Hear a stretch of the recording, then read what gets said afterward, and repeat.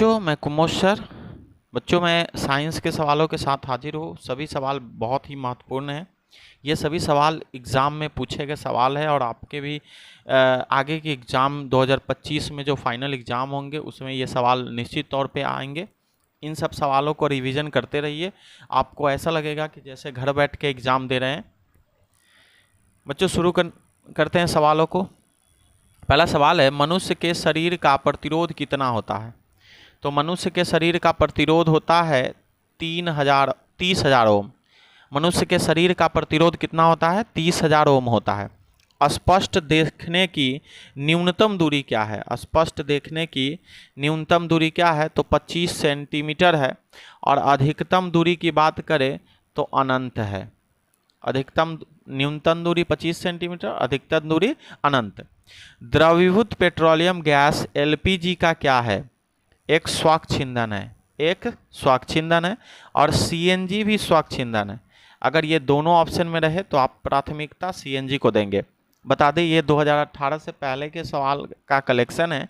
पहले क्या करते थे कि 5-5 सवाल फिजिक्स, केमिस्ट्री, बायोलॉजी से 5-5 ऑब्जेक्टिव वन लाइनर देता था, जिसके कोई ऑप्शन नहीं होते थे, डायरेक्ट आंसर लिखना होता था। विद्युतीय आवेश का एसआई मात्रक लिखना है। विद्युतीय आवेश यानी विद्युत आवेश का एसआई मात्रक कूलम्ब होता है। और लेंस की क्षमता का एसआई मात्रक क्या होता है? डायप्टर। एसआई मात्रक पूछे तो डायप्टर, केवल मात्रक पूछे तो पर मीटर। इसको ऐसे लिखिए या ऐसे लिखिए। चलिए अगले सवालों की ओर चलते हैं। सवाल कर रहा है कि खाद्य सामग्री में विकृत गंधिता कैसे होती है? मतलब खाद्य सामग्री जो है खराब कैसे हो जाता है, उसमें गंध कैसे आ जाता है? ऑप्शन है हवा, ऑप्शन नहीं है, सॉरी, आंसर है डायरेक्ट। हवा के ऑक्सीकरण के द्वारा तेल और वसा के ऑक्सीकरण के द्वारा, है ना, हवा के ऑक्सीजन के द्वारा तेल और वसा के ऑक्सीकरण के द्वारा ही ये क्या हो जाते हैं? खराब हो जाते हैं। तत्वों के गुणधर्म उनकी परमाणु संख्या का डैश होता है।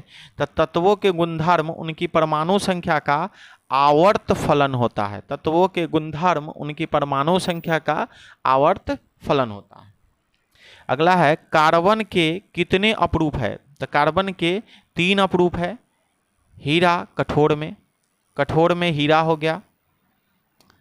ग्रेफाइट एक मुलायम ठोस हो गया। ग्रेफाइट कार्बन के अपरूप है।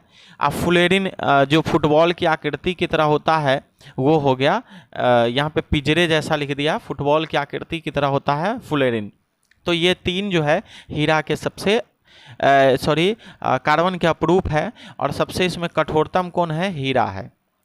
अगला सवाल है कि सोडियम धोने के सोडे का आणविक सूत्र क्या है? धोने के सोडे का आणविक सूत्र है Na2CO3 × 10H2O। यही है धोने के सोडे का आणविक सूत्र। अगला है, रासायनिक समीकरण को संतुलित करें। रासायनिक समीकरण को संतुलित करना है Fe + H2O = Fe3O4 + H2, है ना।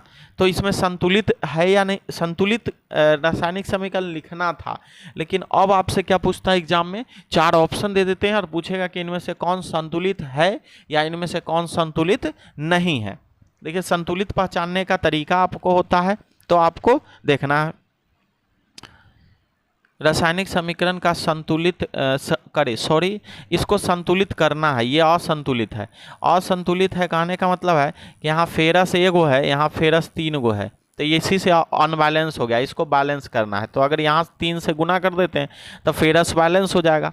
यहाँ देखिए, यहाँ ऑक्सीजन 4 गो है, यहाँ ऑक्सीजन 1 गो है, तो 1 गो है और 4 बनाना है, तो क्या करना पड़ेगा? यहाँ पे 4 से गुना कर देते हैं तो ऑक्सीजन 4 हो जाएगा।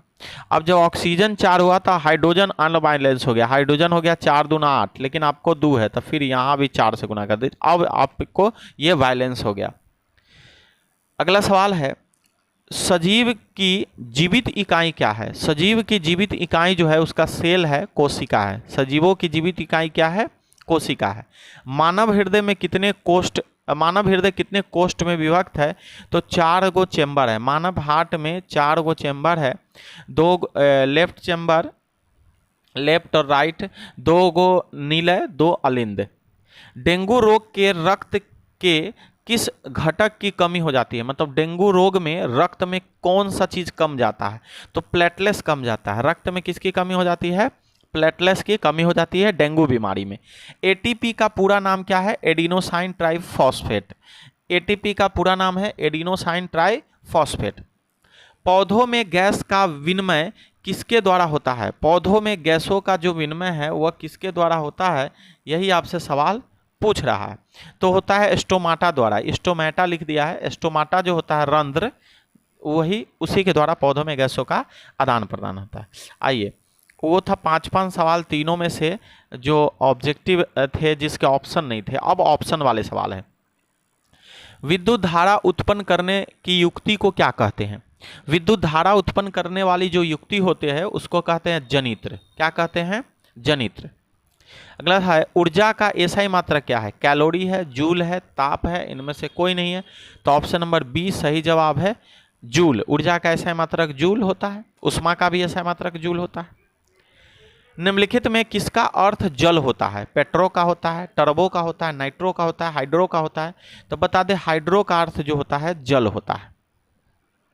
अगला सवाल है निर्वात में प्रकाश की चाल क्या है। निर्वात में प्रकाश की चाल आप जानते हैं 3 लाख किलोमीटर पर सेकेंड, ये आप जानते हैं 3 लाख किलोमीटर पर सेकेंड निर्वात में प्रकाश की चाल होता है। लेकिन आपसे मीटर पर सेकेंड में दिया है, 3 × 10⁸ मीटर पर सेकेंड, 3 × 10⁸ सेंटीमीटर पर सेकेंड, 3 × 10⁸ किलोमीटर पर सेकेंड, या इनमें से कोई नहीं, तो ऑप्शन नंबर ए जो है सही जवाब है 3 × 10⁸ मीटर पर सेकेंड। परावर्तन के नियम से निर्धारित होता है, परावर्तन के नियम से क्या निर्धारित होता है, आपतन कोण बराबर परावर्तन कोण, परावर्तन कोण बराबर आपतन कोण, आपतन कोण बराबर विचलन कोण, इनमें से कोई नहीं, तो बता दे आपतन कोण जो होता है बराबर परावर्तन कोण होता है। ये नहीं होगा क्योंकि ये परावर्तन कोण बराबर अपवर्तन कोण है, तो अपवर्तन कोण नहीं, परावर्तन के नियम से न पूछा है, तो आपतन कोण बराबर परावर्तन कोण।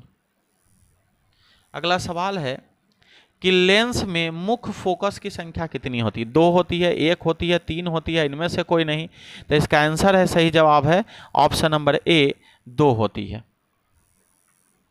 अगले सवालों की ओर चलते हैं। अगला सवाल है ताप बढ़ने से चालक का प्रतिरोध बढ़ता है, घटता है, बढ़ता घटता नहीं है, इनमें से कोई नहीं, ऑप्शन नंबर ए बढ़ता है।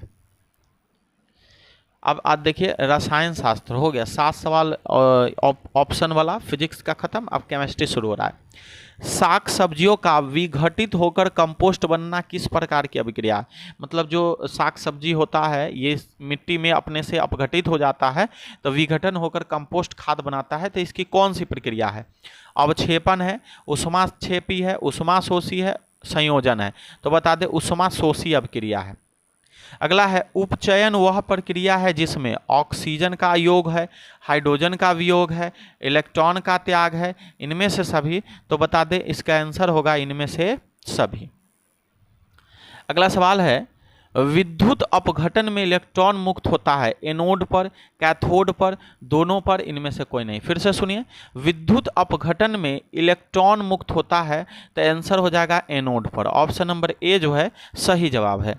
अगला है सक्रियता श्रेणी में सबसे अधिक क्रियाशील धातु कौन है, यानी सक्रियता श्रेणी में सबसे अधिक क्रियाशील धातु कौन है, Au है, Na है, Hg है, Cu है, तो आंसर नंबर बी जो है, ऑप्शन नंबर बी जो है इसका सही जवाब है। अगला है एल्डिहाइड श्रेणी के सदस्यों का क्रियाशील समूह है, एल्डिहाइड श्रेणियों में सदस्यों का क्रियाशील समूह, इसके ऑप्शन है OH, इसके आंसर होगा ऑप्शन नंबर सी, इसके आंसर है ऑप्शन नंबर सी। आगे बढ़ते हैं। सवाल है कि एल्काइन श्रेणी के सदस्यों का सामान्य सूत्र क्या है, CnH2n है, CnH2n+2 है, CnH2n-2 है, CnHn है, तो बता दें ऑप्शन नंबर सी जो है इसका सही जवाब है। एक पिकोमीटर बराबर कितना होता है, 10⁻⁻12 होता है, 10⁻⁻10 होता है, 10⁻12 होता है, 10⁻⁻6 होता है, तो ऑप्शन नंबर ए जो है इसका सही जवाब है 10⁻⁻12। बता दें कि इसमें आप लोगों ने इसका 9th में याद किया होगा, किलो मेगा जीगा टेरा पेटा एक्सा, है ना। और उधर याद किए होंगे डेसी सेंटीमिली पिको फेम्टो एक्टो, ऐसे। निम्नलिखित में नर युग्मक कौन है? शुक्राणु है, अंडाणु है, योनि है, फ्लोपियन नलिका है। तो बता दें नर युग्मक जो है वो शुक्राणु है, शुक्राणु में ही नर होता है। नर का ही पार्ट है शुक्राणु। जिब्रेलिन है, जिब्रेलिन हार्मोन है, वसा है, एंजाइम है, कार्बोहाइड्रेट है। तो बता दें जिब्रेलिन जो है हार्मोन है और पादप हार्मोन है, पौधों में पाए जाने वाले हार्मोन है।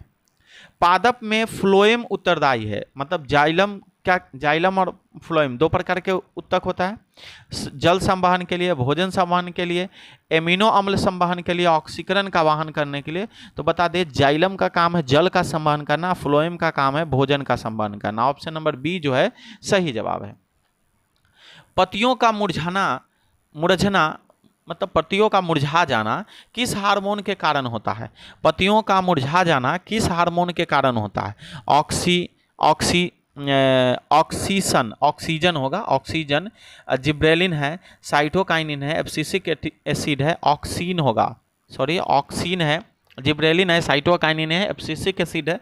बता दें ये चारों पादप हार्मोन है, लेकिन इनमें से पूछ रहा है कि पत्तियां किसके कारण मुरझा जाती है?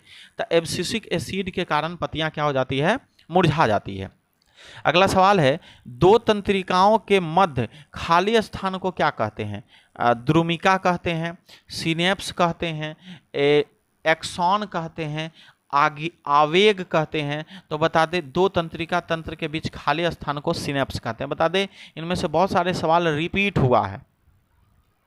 अलैंगिक जनन मुकुलन द्वारा होता है, किस में होता है? तो ईस्ट में होता है। अलैंगिक जनन जो है मुकुलन द्वारा ईस्ट में होता है। तो ये आपके टोटल कुछ सवाल थे, आप इसमें काउंट कीजिए और बताइए कि आपके टोटल सवाल कितने में से कितने सही हुए हैं। और आई होप कि आपको सारे सवाल जरूर सही होंगे। अगर आप मेरा वीडियो रोज़ प्रतिदिन अगर पूरा वीडियो देखते होंगे तो आपको घर पे ज़्यादा मेहनत करने की ज़रूरत नहीं पड़ती होगी, घर पे रटने की ज़रूरत नहीं पड़ेगी, आप जल्दी से जल्दी इस सवालों को हल कर पाएंगे। तो वीडियो कहीं ना कहीं आपको ज़रूर फ़ायदा आएगा।